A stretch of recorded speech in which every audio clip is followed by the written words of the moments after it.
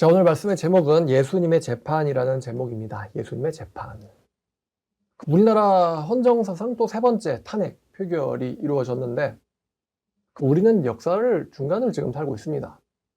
이것이 어떻게 흘러갈지, 또 이 사건이 우리 대한민국에 있어서 이익일지 아니면 해가 될지는 시간이 지나야 알 수 있어요. 지금 이 순간에는 알 수가 없죠. 근데 우리가 이제 재판을 할 때 제일 중요하게 생각하는 거는 바로 법리입니다. 법리.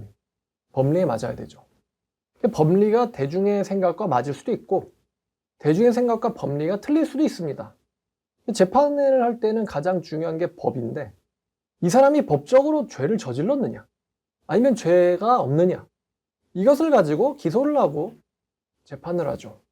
근데 우리나라 사람들이, 지금 우리나라가 법치국가잖아요.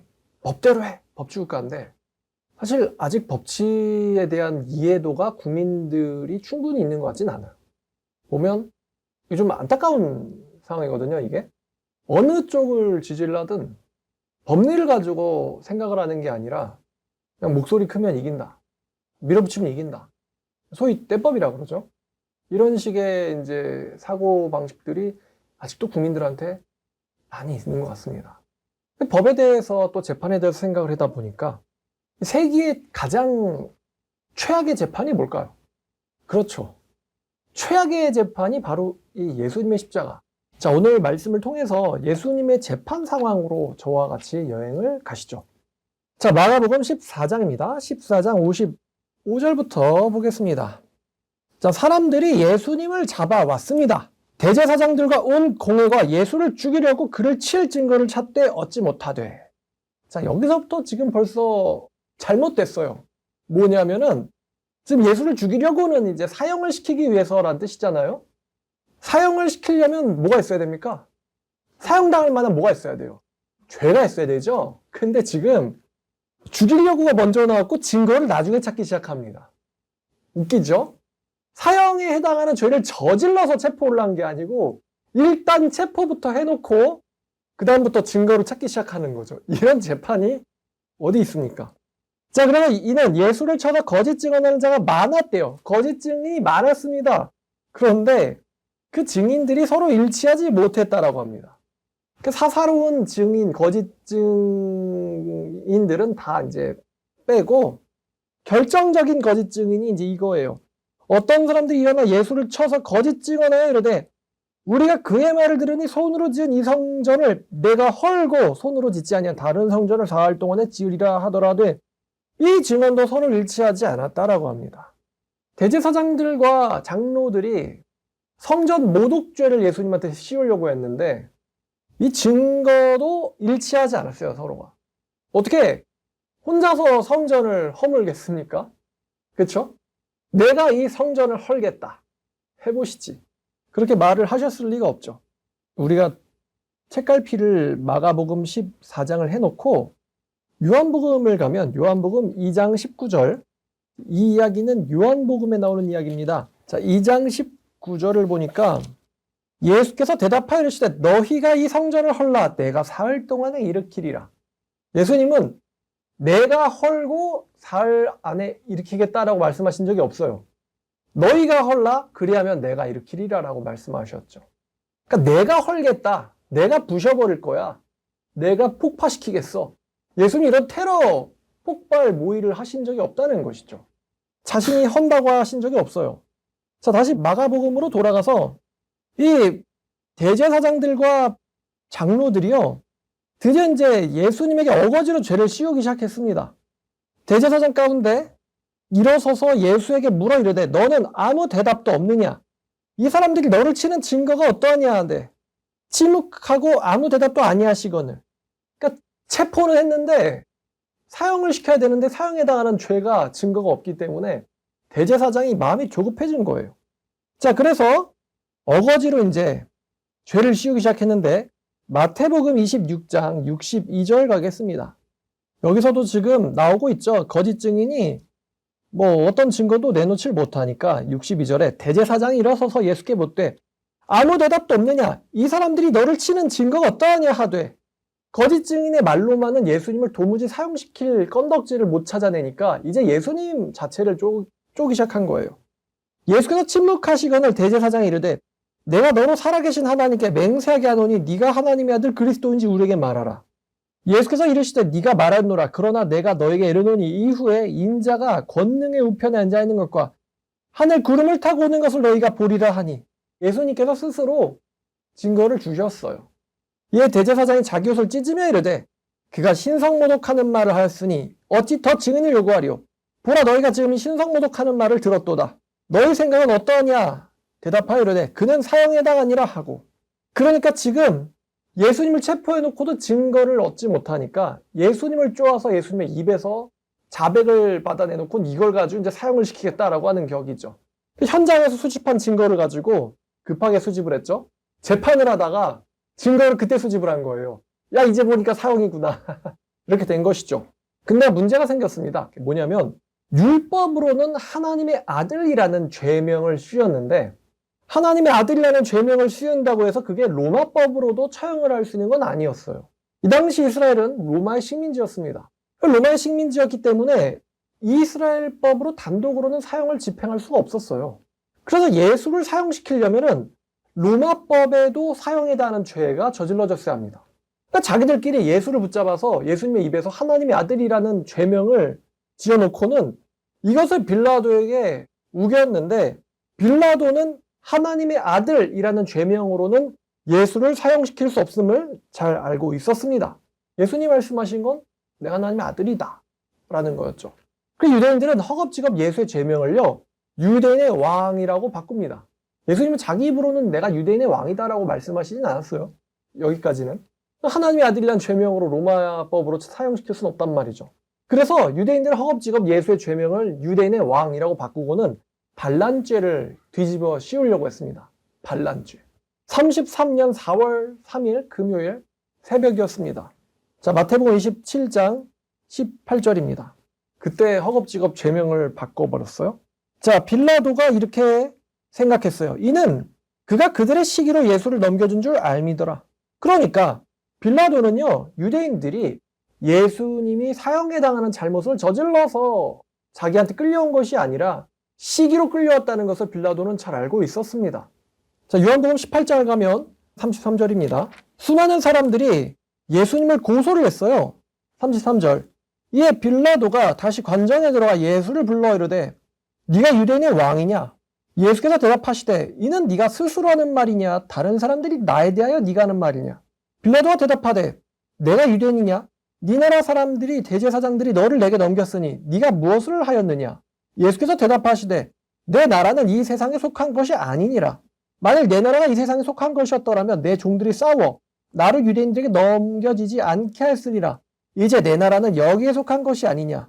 빌라도가 예수님을 신문을 해봤는데 반역죄를 씌워서 사형을 시키려고 이런 궁리를 이제 간파를 했는데 말입니다. 빌라도가. 근데 반역자라고 한다면은 무장을 시켜야죠. 근데 예수님을 보니까 장군의 모습도 아니었고 자신의 추종자들에게 무장을 시키지도 않았어요. 예수는 반란을 일으키지 않았습니다. 군사를 준비하지도 않았고요. 무장하지도 않았어요. 자신은 하나님의 나라의 왕이라고 주장하고 있을 뿐이었습니다. 빌라도가 이르되 그러면 내가 왕이 아니냐? 예수께서 대답하시되 네 말과 같이 내가 왕이니라. 내가 이를 위하여 태어났으며 이를 위하여 세상에 왔나니 곧 진리에 대하여 증언하려 함이로다. 무릇 진리에 속한 자는 내 음성을 듣니니라 하신대. 그러니까 빌라도가 예수님이 자기가 왕이라고 하시는 말씀을 듣고 많이 쳐줘봤자 이 사람 정신 이상자구나. 빌라도가 예수님께서 진리를 위해서 왔다 하시니까 물어봅니다. 그 다음 절. 빌라도가 이르되 진리가 무엇이냐 하더라. 예수님께서는 근데 빌라도한테 진리를 물었지만 예수님은 진리에 대해서 대답하시지 않으셨습니다. 마태복음 27장 14절을 가면은 예수님은 빌라도에게 진리에 대해서 말씀하지 않으셨다라는 것을 알 수 있습니다. 한마디도 대답하지 아니하시니 총독이 크게 놀라워하더라. 자, 다시 요한복음으로 돌아가서 요한복음 19장입니다. 요한복음 19장 2절부터예요. 군인들이 가시나무로 관을 엮어 그의 머리에 씌우고 자색 옷을 입히고 앞에 가서 이르되 유대인의 왕이여 평안할지어다 하며 손으로 때리더라. 빌라도가 다시 밖에 나가 말하되 보라 이 사람을 데리고 너에게 나오나니 이는 내가 그에게서 아무 죄도 찾지 못한 것을 너희로 알게 하려 함이로다 하더라. 빌라도가요 예수님이 왕이라는 것을 보여주기 위해서 일부러 왕관과 자색 옷을 입히는 것을 허락했습니다. 이 자색 옷은 황제가 입는 옷이에요. 그러니까 죄명이 유대인의 왕이라는 건데 왕을 처형하랴? 이제 자색 옷은 예수님의 죄명과 관련이 있거든요. 근데 유대인의 왕이라는 죄명을 가지고는 사형을 내릴 수가 없었어요. 그 왕이라는 상징의 예수님의 자색 옷은요, 백성들의 어리석음과 모순을 지적하는 것입니다. 기껏해야 사형시켜달라고 몰아붙여서 찾아낸 게 왕이라는 거야. 이에 예수께서 가시관을 쓰고 자색 옷을 입고 나오시니 빌라도가 그들에게 말하되 보라, 이 사람이로다 하매 대제사장들과 아랫사람들이 예수를 보고 소리를 지르기 시작했습니다. 십자가에 못 박으소서, 십자가에 못 박으소서. 빌라도가 이르되 너희가 친히 데려다 십자가에 못 박으라. 나는 그에게서 죄를 찾지 못하였노라. 유대인이 대답하되 우리에게 법이 있으니 그 법대로는 그가 당연히 죽을 것은 그가 자기를 하나님의 아들이라 함이니이다. 빌라도 이 말을 듣고 더욱 두려워했다고 합니다. 다시 관전에 들어와서 예수께 말하되 너는 어디로부터냐 하니 예수께서 대답하여 주지 아니하시는지라. 빌라도가 이르되 내게 말하지 아니하느냐? 내가 너를 놓을 권한도 있고 십자가에 못 박을 권한도 있는 줄 알지 못하느냐? 예수께서 대답하시되 위에서 주지 아니하셨더라면 나를 해야 할 권한이 없었으리니 그러므로 나를 네게 넘겨준 자의 죄는 더 크다 하시니라. 이러므로 빌라도가 예수를 놓으려고 힘썼으나 유대인들이 소리질러 이르되 이 사람을 놓으면 카이사의 충신이 아니니이다. 무릇 자기를 왕이라는 자는 카이사를 반역하는 것이니이다. 그러니까 제 대제사장들과 아랫사람들은요, 우겼어요. 예수를 처형하라고. 다시 마태복음 27장 19절을 가면 빌라도의 아내가 등장을 합니다. 하나님께서 빌라도의 아내에게 꿈을 꾸게 하셨어요. 27장 19절, 총독이 재판석에 앉았을 때에 그의 아내가 사람을 보내어 이르되 저 오른 사람에게 아무 상관도 하지 마옵소서. 내가 오늘 꿈에 그 사람으로 인하여 애를 많이 태웠나이다 하더라. 그러니까 아내가 개입을 했어요. 저 사람을 처형하지 마세요. 저 시기로 넘겨진 자의 재판에 대해서 당신은 아무런 권한도 행사하지 마세요. 제가 꿈에서 저 사람 때문에 많은 고통을 받았습니다. 하나님께서 시그널을 주신 거예요. 아내를 통해서. 아무 참견도 하지 마세요. 당신의 권력을 함부로 쓰지 마세요. 저 사람은 시기로 넘겨진 사람이고 옳은 사람입니다. 누가복음도 말합니다. 누가복음도 빌라도가 예수를 놓아주고자 힘썼다라고 말합니다. 그러니까 사복음서가 말하는 거는 빌라도는 예수님을 놓아주고자 힘썼다는 것입니다. 사복음서 저자들 모두가 다 빌라도는 예수님을 놓아주길 힘썼다. 자, 요한복음 다시 볼게요. 요한복음 19장입니다. 요한복음 19장 8절 그리고 12절. 사도들이 의도적으로 이런 말씀들을 기록하고 있습니다. 이 재판이 얼마나 부당한 재판이었는가. 자, 요한복음 19장 8절. 빌라도가 이 말을 듣고 더욱 두려워하였다. 또 12절. 빌라도가 예수를 놓으려고 뭐 했다고 합니까? 힘썼다라고 합니다. 자, 근데 어떻게 되느냐? 자, 마태복음 27장 20절을 가니까요. 자, 27장 20절을 보니까요. 대제사장들과 장로들이 무리를 뭐 했다고 합니까? 무리를 권하였다. 이게 무슨 말이냐면 무리를 선동하기 시작했다는 거예요. 대제사장들과 장로들은요, 이스라엘에서는 사실은 재판자의 역할에 있는 사람들입니다. 재판자라는 것은 법리에 따라서 행동해야 되는 사람들이거든요. 근데 이 법리에 따라서 판결해야 되는 사람들이 어떤 스킬을 쓰고 있냐면 선동을 하고 있습니다. 무리들을 선동하여 이르되 바라바를 살려주고 예수를 죽이게 하자라고 하였더라. 그러니까 바라바는 성경이 말해요. 이 사람은 살인자였다고. 살인자는 율법에 따르면 사형을 시켜야 됩니다. 근데 대제사장들과 장로들은요, 무리들을 이제 자기들이 법리로는 빌라도에게 말을 할 수가 없으니까 이제 떼법으로 우기기 시작하자는 거예요. 백성들을 선동해서 바라바를 달라고 소리쳐라. 이제 백성들이 소리치는 거죠. 선동은 지들이 뒤에서 하고요. 장로들이, 대제사장들이 뒤에서 선동을 하고 있어요. 선동하고 있다는 이야기가 여기저기 나옵니다. 마가복음 15장 11절. 자, 그러나 대제사장들이 무리를 뭐 했대요? 무리를 충동질했다고 합니다. 되게 아이러니하지 않습니까? 하나님의 말씀과 법으로 판결을 해야 되는 대제사장들이 뒤에서 무리를 지금 뭐 하고 있어요? 충동질을 하고 있습니다. 여러분, 장로라고 하면 오늘날에 이제 또 고위 정치인들이잖아요. 상원의원쯤에 해당하거든요. 근데 장로들이 모여서 백성들을 지금 뭐 하고 있어요? 뒤에서 선동을 하고 있습니다. 무리를 충동질하고 있다라고 성경은 이야기하고 있습니다. 그래서 사실 자기들이 대놓고 법리를 가지고 빌라도에게 말을 못하니까 이제 목소리 큰 사람이 이기는 거야, 이런 식으로 가는 거죠. 자, 그래서 이제 백성들은 선동당해서 살인자를 석방하고 예수를 처형하자라고 소리를 지르기 시작합니다. 27장 마태복음 27장 24절입니다. 27장 24절. 자, 빌라도가 아무 성과도 없이 도리어 밀란이 나려는 것을 보고 물을 가져다 물 앞에서 손을 씻으며 이르되 이 사람의 피에 대하여 나는 무죄하니 너희가 당하라. 지금 뭐가 일어나려고 하냐면은 빌라도는 도무지 예수를 처형할 수가 없는 거예요. 예수의 지언을 봐도 그렇고 자신의 아내의 이야기를 들어도 그렇고 그리고 지금 눈앞에서 벌어지고 있는 광경이 법리적으로 전혀 맞지를 않아요. 허겁지겁 사형에 당하는 죄인을 찾았다라고 해놓고서는 잡았는데 아무 증거도 나오질 않고 있는 거예요. 그리고는 소리를 지르기 시작하니까 빌라도가 난 이 사람 처형 못하겠다. 아내가 한 말도 있고 예수님이 그랬잖아요. 너에게 권한을 준 자가 없었더라면 넌 나에게 아무도 못했을 거라고. 그 말을 듣고 빌라도는 무서워했다는 거예요. 근데 빌라도가 밀란이 일어나려는 걸 보고 마음이 바뀝니다. 아무 성과도 없이 밀란이 일어나려고 하는 것을 보고 물 앞에서 손을 씻습니다. 이것도 역시 상징적인 퍼포먼스죠. 나는 이 사람을 처형시킨 죄가 없다 라고 하면서 물 앞에서 손을 씻는 거예요. 사실은 비겁한 빌라도죠. 왜냐하면 사형에 해당하는 권한, 로마 군인을 부를 수 있는 권한은 빌라도에게만 있기 때문에 빌라도는 예수님을 넘겨주어서는 안 됐습니다. 그런데 무리들의 고성과 고함 소리에 빌라도가 밀리고 만 것이죠. 그래서 이 사람에 대하여 나는 무죄하니 너희가 당하라라고 빌라도는 손을 씻지만요. 사실 예수님이 그랬잖아요. 나를 넘겨준 자들의 죄는 더 크다. 이 모든 광경을 하나님께서 보고 계셨다는 것입니다. 자, 백성이 다 대답하려되 그 피를 우리와 우리 자손에게 돌릴지어다 하거늘. 지금 뭔가가 또 잘못됐어요. 아니 사형에 다는 사람을 사형시키면서 그 무죄한 피값을 우리에게 돌려라. 이런 말 자체가 나오는 게 어불성설입니다. 아무 잘못도 없다? 그러면요. 아무리 흥분했어도 잠깐 멈춰야죠. 아무리 흥분했어도 잠깐 멈춰서 지금 저 로마 재판관이 예수님에게는 처형당할 만한 죄가 없대. 없다고 계속 얘기하고 있어요. 그러면 민중들은요. 여기서 멈춰야 돼요. 야, 우리가 그래도 하나님의 나라의 백성이라는 사람들인데 법대로 해결해야 되는 거 아니야? 근데 지금 법대로 해결이 안 되니까 사람들이 지금 뭐를 질러요? 소리 지르고 폭동을 일으키려고 합니다. 우리에게 그 죄값을 넘겨라. 이런 때법이 어디 있어요? 무죄한 자를 죽이게 하면서 그 대가를 우리에게 넘기고 일단 사형부터 시키자. 이런 식의 재판이 어디 있습니까? 자, 마가복음 15장 15절을 보면 빌라도가 무리에게 뭘 시켜주고자 했다고 합니까? 그렇죠. 빌라도가 무리에게 만족시켜 주려고 했다고 합니다. 만족시켜 주려고 했다. 영어로 satisfy라고 되어 있거든요. 그들을 기쁘게 해주려고, 그들을 만족시켜 주려고 바라바는 도와주고 예수를 십자가에 못 박히도록 넘겨주었다. 무리를 만족시켜 주기 위해서. 법리적으로는 사형에 해당하지 않는데 무리들을 기쁘게 해주려고 결국 예수를 십자가에 넘겨주었다라고 합니다. 여러분은 이런 재판에 대해서 어떻게 생각하십니까? 지금 법리도 안 맞고 증거도 없고 죄도 없어요. 그런데 군중들이 소리를 지르니까 이 재판관이 법대로 판단해야 되는 재판관이요. 무리들을 만족시켜 주려고 무죄한 자를 사형시키고 사형에 당한 자를 풀어주기로 결정을 합니다. 이게 무슨 율법 국가예요.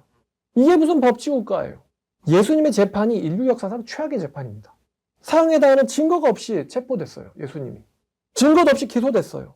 증거도 없이 자기들끼리 이미 판결은 나와 있어요. 사형이다. 증거는 없고 판결이 이미 나와 있어요. 어떻게 이런 재판이 있습니까? 판결부터 나와 있고 그때부터 증거를 수집하는 그런 재판이 어디 있냐 이것이죠. 이미 판결은 사형으로 자기들끼리 짜맞추어 있었습니다. 증거에 의한 판결이 아니었어요. 판결에 맞춘 위증이었습니다. 그나마 그 위증도 맞질 않았고 예수님의 입에서 그나마 드러낸 단어가 내가 인자다라는 대답이었어요. 그러나 그걸로는 로마법으로 십자가에 처형할 수 없었다는 것입니다. 그래서 허겁지겁 유대인의 왕이라는 이상한 죄명을 만들어가지고 예수님을 반란자로 몰아버렸어요. 예수님은 칼 한 번 든 적이 없는데 말입니다. 로마법에도 맞지 않았고 빌라도의 정서에도 맞지 않았습니다. 지식층이라고 하던 바리새인들 그리고 대제사장들, 장로들은요. 지식층이잖아요. 법으로 이야기하는 게 아니라 막무가내로 우겼습니다. 막무가내로 우기고 소리를 지르고 뒤에서 선동을 또 시작했어요. 빌라도가 처형을 하지 않으려고 하자 백성들을 선동해서 밀란까지 일으키려고 했습니다. 도대체 누가 반란죄를 일으키는 건지 그렇지 않습니까? 예수께서는 아무 대답도 하지 않으셨다고 하는데 장로들은 대제사장들은요 뒤에서 소리 지르면서 선동을 시켰어요. 도대체 누가 반란꾼임, 누가 반란자입니까? 이렇게 선동을 하고 밀란을 일으키려고까지 했던 것은 빌라도가요 로마 정부의 눈치를 보며 갈릴리를 조용히 온건히 통치하기를 원하는 빌라도의 욕망과 약점을 이용한 것이었습니다.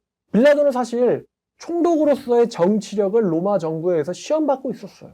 밀란이 일어나 안 되지 그거는. 밀란은 안 돼. 그러니까 밀란이 안 되기 때문에 사형에 해당하지 않는 자라도 빌라도를 사형을 시켜야만 했던 거예요. 왜냐하면 내 뭐가 중요하니까요. 내 자리는 소중하니까. 내 자리는 소중하니까. 총독으로서의 내 자리는 소중하니까.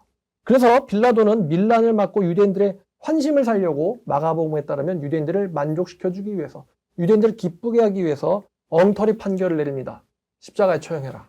빌라도가 그렇게 판결하지 않았는데 로마 군인이 움직였겠습니까? 예수님의 재판은 오늘날의 재판관에 해당하는 대제사장들과 장로들, 그리고 군중들이 정말 진리와 법치에 입각해서 정직하고 이성적인 재판을 했는가에 대해서 우리에게 심각한 고민을 갖게 합니다. 사람들은요, 어거지로라도 자신들의 입맛에 맞는 결과를 원합니다. 다시 말씀드릴게요. 어거지로라도 자기들의 입맛에 맞는 결과를 원합니다. 과정이나 그 일이 발생하게 된 원인을 중요하게 여기지 않습니다. 예수님은 체포되기 전에 이미 판결이 나와 있는 상태였습니다. 이제 나머지는 짜맞추는 게 필요했던 것 뿐이었죠. 근데 성경은 재밌는 이야기를 하고 있는데 마태복음 27장 39절을 보면 예수님이 사형당할 때 성경이 이런 이야기를 합니다. 27장 39절입니다. 지나가는 자들이 자기 머리를 흔들며 예수를 모욕하며 이르되 성전을 잇고 사활에 짓는 자여 네가 만일 하나님의 아들이거든 자기를 구원하고 십자가에서 내려오라 하며 예수님의 사형을 지켜보던 유대인들은요 사실은 예수님의 가르침을 듣던 사람들이었습니다. 자, 그 다음 절도 보면은 자 이제 대제사장들과 장로들이 자신들이 원하는 대로 됐잖아요. 무리를 선동시킬 필요도 없고 지금 이거는 자기들의 정치적 리스크도 있거든요. 선동 일으키면 어떻게 되겠어요? 얘네들이 예수님을 처형하려고 했던 계기가 뭡니까? 혹시 로마에서 군대가 쳐들어와가지고 우리나라가 멸망할지도 몰라. 이게 원인이었는데 자기들이 이상하게 지금 이게 뭐라고 해야 될까요? 이게 목적이 전도돼서 자신들이 오히려 밀란이란 방식을 통해서 예수님을 처형해버리고 말았거든요. 근데 이 사람들이 이제 자신들의 목적이 달성되니까 대제사장들로 서기관들과 장로들과 함께 희롱하여 이르되 그가 남은 구원하였으되 자기는 구원할 수 없도다. 그가 이스라엘의 왕이로다. 지금 십자가에서 내려올지어다. 그리하면 우리가 믿겠노라. 그가 하나님을 신뢰하니 하나님이 원하시면 이제 그를 구원하실지라. 그의 말이 나는 하나님의 아들이라 하였도다 하며 42절을 보면요.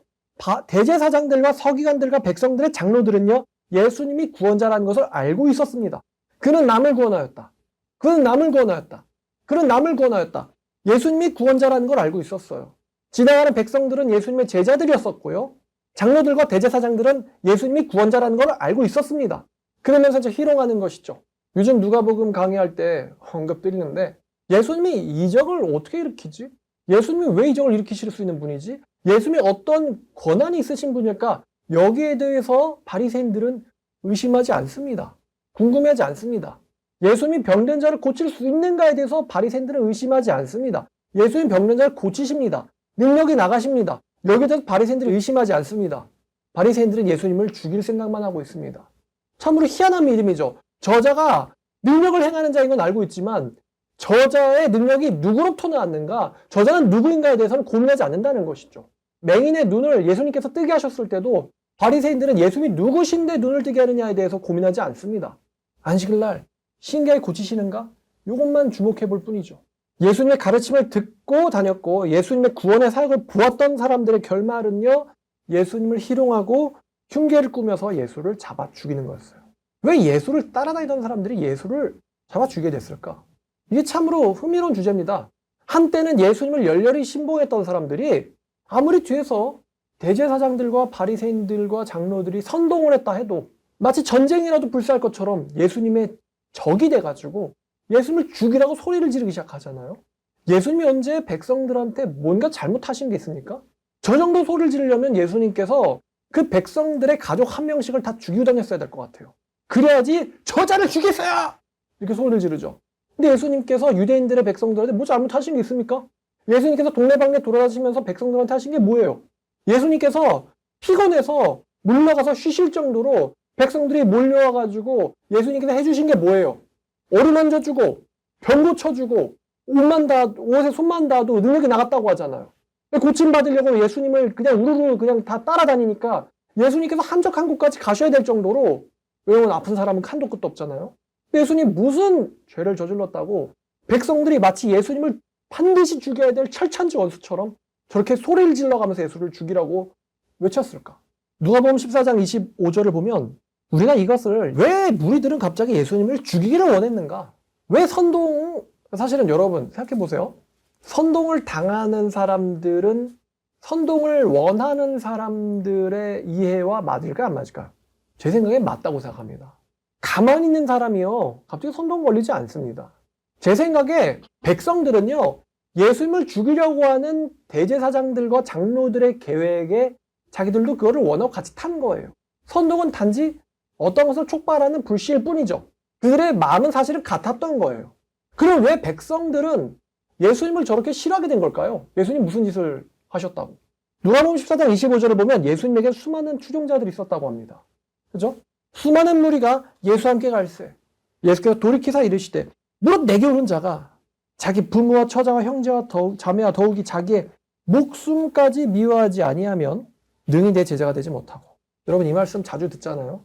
내 제자가 되려거든 자기의 부모와 형제와 자매와 심지어 자기의 목숨도 미워하지 않으면 내 제자가 될 수 없어. 이게 정말 아이러니한 말씀입니다. 수많은 추종자들이 예수님을 쫓아가고 있는데 예수님의 말씀은 그들을 돌이켜보시면서 하시는 말씀이 너희들의 모든 것을 부모와 자식과 자신의 목숨도 버리지 아니하면 너희들은 내 제자가 될 수 없어. 사실 이 말씀이 우리가 크리스찬으로서 사는데 정말 많이 걸립니다. 자식을 버리라고요? 내 아들을 버리라고요? 내 딸을 버리라고요? 아들과 딸보다 하나님을 더 중요하게 여기란 말입니까? 내 부모를 버리라고요? 내 아빠를? 내 엄마를 버리라고요? 아니, 내 목숨까지 미워하라고요? 다들 자기 목숨을 즐겁게 하려고 자기를 위해 사는데 자기 자신을 버리라고요? 그렇지 않으면 제자가 아니라고요? 제가 매번 말하지만요. 무슨 인생을 걸고는 뭐 정목사를 섬기겠다라고 하는 사람이 제일 전 사실 겁나거든요. 나이가 제가 아직은 어린 편이라고 생각하는데 그걸 많이 당해봤어요. 많이 당했습니다. 얘는 뭘로 나갈까? 자기가 인생을 걸고는 섬기겠다고? 참나. 오자마자 그런 말하면 정말 좀 무서워요. 도대체 기대를 해야 되나? 이제 뭔가 예고편 같은데 이거. 클리셰인가 이거? 자기가 뭘 하겠다 그러잖아요. 그럼 자기가 그걸로 나가요. 저는 정직한 사람이다. 뭔 사기를 치겠구나. 저는 끝까지 섬겼습니다. 조만간 배신하겠구나. 재밌단 말이죠, 인생이. 제가 미리 얘기해줘도 그렇게 돼버리는 게 재밌단 말입니다. 그러니까 예수님이 너희 목숨도 미워하지 않으면 너희들은 내 제자 될 수 없어. 예수님이 잘못한 게 있다면 이거예요. 자신들이 인정하지 않았다는 거. 제가 믿음이 있단 말이에요, 예수님. 제가 당신을 위해서 인생도 걸었단 말이에요. 제가 죽기까지 충성할 거란 말이에요. 인생 바쳤다고요. 근데 저 안 믿으세요? 저 안 믿어요? 여러분 믿어줘야 돼요? 어떻게 해야 돼요? 여러분 제가 그러한 사람들 믿어서 사기 당해야지 됩니까? 예수님이 잘못한 거는 그들의 거짓 고백에 대해서 믿어주지 않았다는 거예요. 믿어주지 않았다. 자신들을 인정해주지 않았다. 이게 예수님께서 백성들한테 시기받게 된 원인이었습니다. 병 고쳐준 것도 고맙고요. 맛있는 거 먹여준 것도 고맙고요. 좋은 이야기 들려주신 것도 고맙지만요. 나를 인정하지 않다니 당신은 추악이군요. 이게 예수님이 시기받게 된 원인이었어요. 요한복음 6장 65절. 자, 64절부터 볼게요. 너희 중에 믿지 아니하는 자들이 있느니라 하시니 이는 예수께서 믿지 않은 자들이 누구인지 또 자기를 팔 자가 누구인지 처음부터 아셨기 때문이다. 요게 지금 문제예요. 그들의 믿음이 거짓이라는 걸 간파하고 계셨다. 이게 예수님이 저지른 잘못입니다. 속아주셨어야 되는데. 내가 니네들 믿고는 내가 정말 로마를 향해서 내가 군대라도 일으키겠다. 참으로 듬직하구나. 이렇게 속아주셨어야 되는데 예수님이 잘못하신 것은 그들의 거짓됨을 간파하시고 아셨다는 것입니다. 다시 한번 말씀하시되 그러므로 내가 전에 말하기를 내 아버지께서 오게 하여 주시지 아니하신다면 누구든지 내 제자가 될 수 없다. 내게로 올 수 없다 하시니라. 너희들이 뭐라 고백하든지 간에 상관없이 아버지의 허락이 아니라면 너희들은 내 진정한 제자가 될 수 없다. 너희들이 목숨을 걸고 이야기하든 목에서 피가 나도록 부르짖든 너희들의 그 순종은 진짜가 아니야. 너희들의 그 고백은 진짜가 아니야. 너희들의 충성심은 진짜가 아니야. 예수님 위해서 뭐든지 할 거라고 이야기했던 사람들이 몇 년도 안 됐어요. 예수님을 적대하고 죽이라고 소리를 지르는 사람들로 바뀌어버립니다. 그때부터 그의 제자 중에 많은 사람이 떠나갔고 다시는 그와 함께 다니지 아니하더라. 사실 여기에서도 우리가 이성적인 생각은 필요하죠. 예수께서 나를 인정해 주시지 않아? 예수님은 그러실 수 있지. 하지만 나는 내 신앙의 충성심을 열매로서 행함으로써 결과로서 보여드리겠어. 내가 가짜라고? 그럼 나는 순종으로 나를 잘못 보셨다는 것을 내가 증명해 드리겠어. 이렇게 생각할 수 있잖아요. 여러분, 우리가 처음 본 사람 다 인정해줘야 됩니까? 아니죠. 여러분, 인정받지 않으면은, 물론 기분은 나빠요. 근데 기분 나쁘면 기분 나쁜 거고. 왜냐면 그 사람은 나를 믿을 이유가 없잖아요.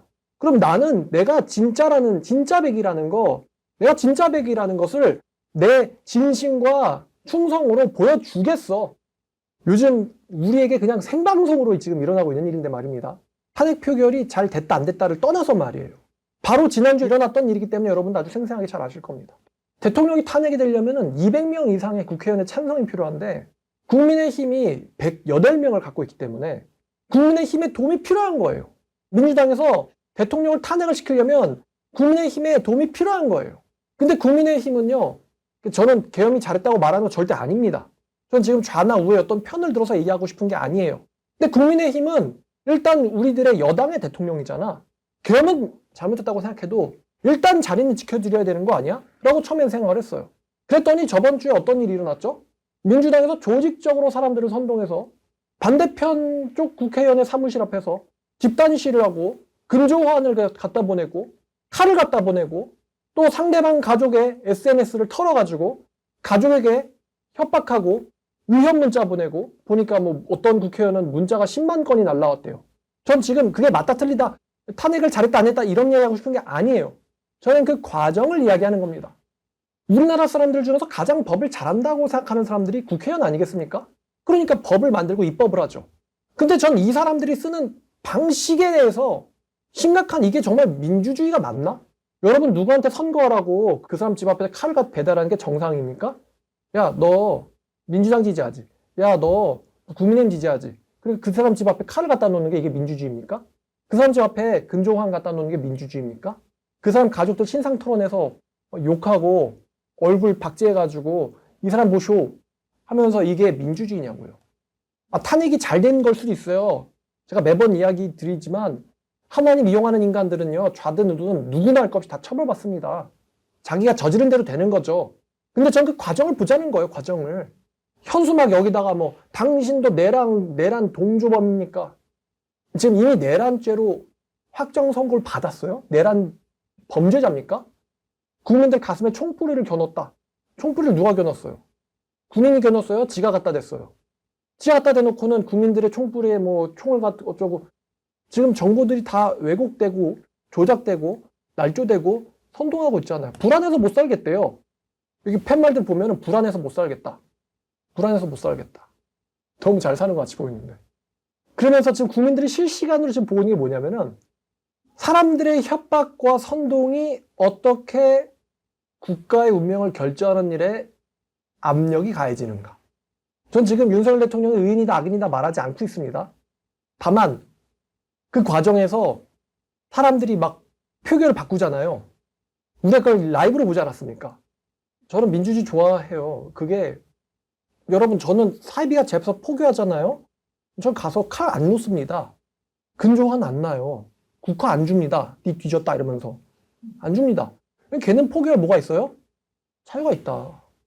물론 난 안 믿겠지만 상대방이 저런 헛소리를 주장할 자유가 있어요. 자유민주주의니까. 근데 헛소리 주장한다고 칼 갖다 놓고 박제해가지고 박살내보자. 이거는 성숙한 민주주의는 아니라고 저는 생각합니다. 그래가지고 사람들의 목소리가 어떻게 결과에 영향이 가는가.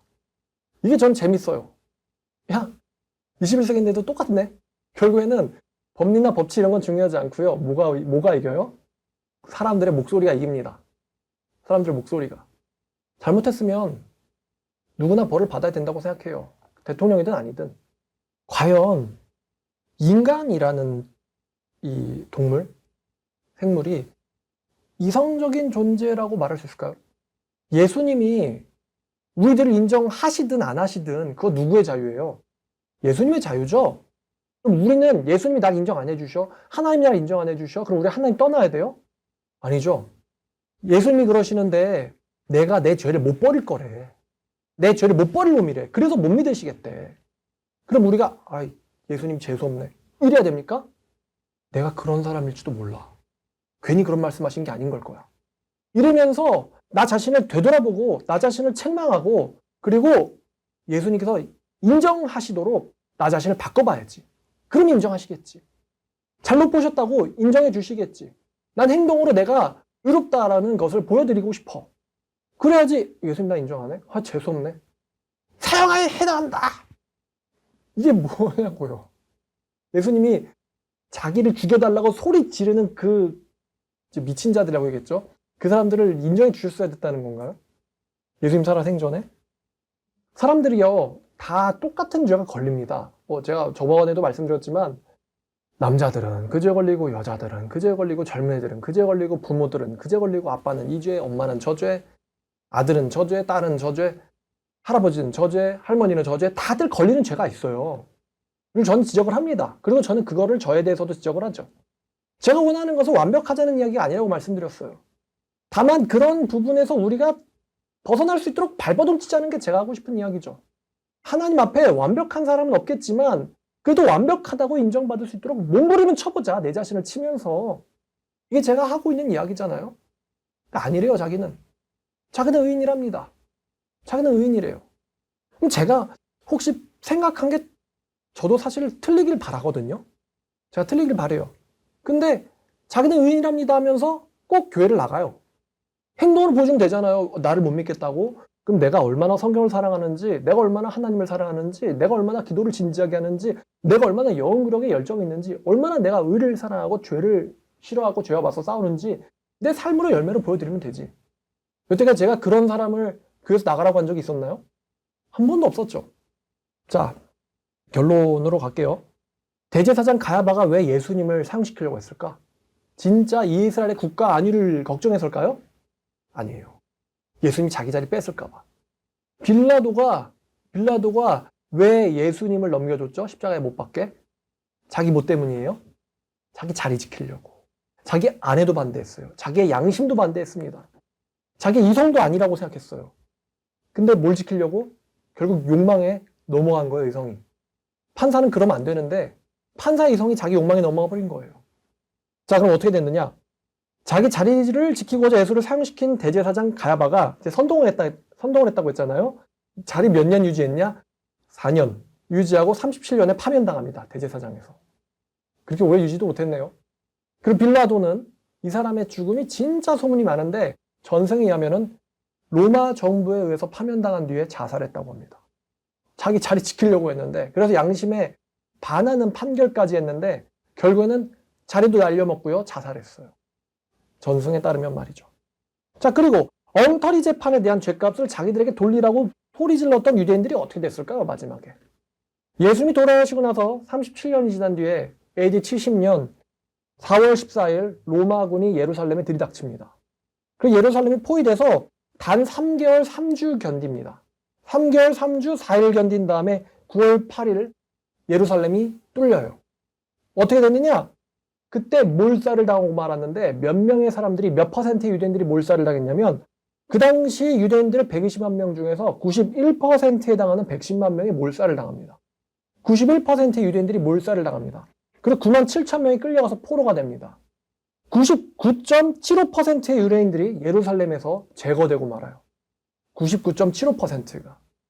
재밌죠, 여러분? 재밌습니다. 무지한 핏값을 돌려라 그래서 하나님 돌려주셨어요.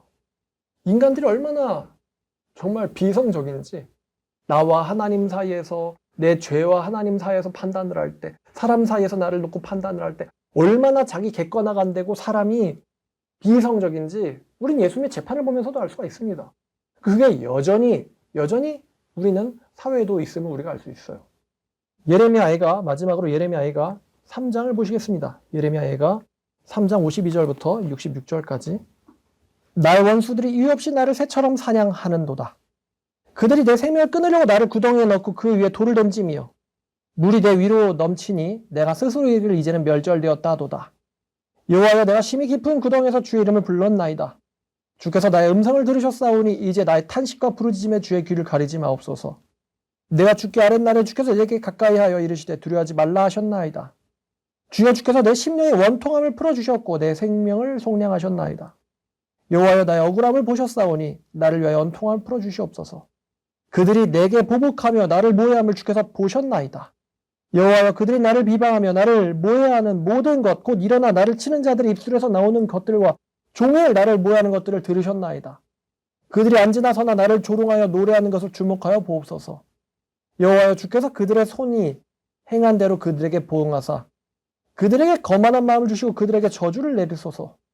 주께서 진노로 그들을 뒤쫓으사 여호와의 하늘 아래서 멸하소서. 64절에 그들의 손이 뭐한 대로 보응하신대요? 행한 대로 갚아주신다. 뿌린 대로 거두리라. 이거는 철칙입니다. 철칙입니다.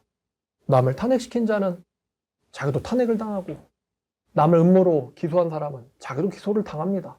재밌죠, 여러분? 지금 기사들이 그런 걸 박근혜 대통령 때 이게 지금 가해자 피해자가 딱 뒤집어져가지고 자기가 앉아있잖아요. 근데 여기에 국민들이 또 이용당하고 있으니 말이죠. 우리나라는 성경도 그렇지만요. 법치예요, 법치. 아무리 내 감정이 상했어도요. 말씀에 맞나 안 맞나, 법에 맞나 안 맞나 판단을 해봐야 되는 거예요. 내 기분이 나빠도 하나님 말씀에서 내가 잘못됐대. 그러면 더 가야 돼요? 멈춰야 돼요? 멈춰야 되죠. 저 사람의 의견이 나의 의견과 달라도 저 사람의 말에 일리가 있으면은 들어봐야 되는 거예요. 근데 우리나라 국민들은, 대부분의 국민들은 그러질 못합니다. 자, 질문. 그들이 예수님을 믿을 수 있을까요? 눈에 보이는 사건에서도 비이성에 당하는데 죄라는 것은 자기 마음속 내면에 깊이 있는 거잖아요. 너 이런 사람일 거래. 그거를 내가 그런 사람일 수 있겠구나를 인정해야 내가 구세주 예수님을 받아들일 수 있는 거 아니에요? 근데 얘 그런 사람이래 그랬을 때 뭐라고? 저를 십자가에 없이 하소서. 예수님 믿을 수 있어요, 없어요? 못 믿습니다, 여러분. 우리가 이 예수님의 재판을 보면서 우리 자신도 언젠간 재판당해야 될 것을 알고 있어야 돼요. 윤석열 대통령이 재판을 받게 되겠죠, 이제? 마찬가지로 우리도 재판을 받게 됩니다. 하나님께서 그 누구나 다 재판하십니다. 그 앞에서 죄인들은 다 심판당할 것입니다. 하나님이 재판하시기 전에 여러분들이 여러분들을 재판하세요. 여러분들이 여러분들을 하나님의 말씀으로 재판하시길 바랍니다. 그리고 여러분들이 여러분들을 양심 안에서 하나님 말씀에 합당하게 살도록 하세요. 그래야 하나님 앞에서 유죄가 안 나옵니다. 우리 하나님은 때법에 밀리지도 비성에 당하시지도 않는 분입니다. 아버지께서는 말씀대로 심판하실 겁니다.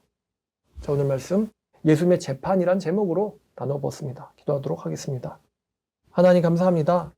오늘 말씀을 통해서 예수님이 왜 사람들한테 미움을 받게 됐는가, 그리고 또 우리 자신은 그런 가해자에 서지 않을 거라고 장담할 수 있을까에 대해서 생각해 보았습니다. 정말 못 믿어온 삶을 살아서 예수님 죄송하다고 생각합니다. 그러나 이렇게 살고 싶지 않습니다. 이렇게 죄에 지고 싶지 않습니다. 주님, 발버둥 치면서 예수님이 원하시는 사람이 되고 싶습니다. 하나님께서 보시기에 진심으로 기쁜 사람들이 되고 싶습니다. 비성의 자신을 맡기지 말고 주님의 말씀에 나 자신을 올려놓을 줄 아는, 심판받을 것처럼 현실을 살아가는 성숙한 크리스찬 되게 하여 주시옵소서. 예수님 이름으로 기도드렸습니다.